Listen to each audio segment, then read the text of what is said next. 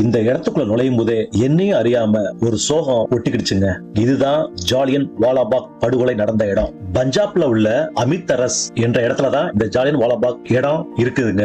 1919 April 13 பஞ்சாபோட new year அன்னைக்கு 3000க்கும் மேல அப்பாவி ஜனங்கள் மெரிட்டல் லா, புதிதாக அறிமுகமான திருமண உறவு சட்டம், அதை எதிர்த்து அமைதியான முறையில ஒரு போராட்டம் நடத்தினாங்க.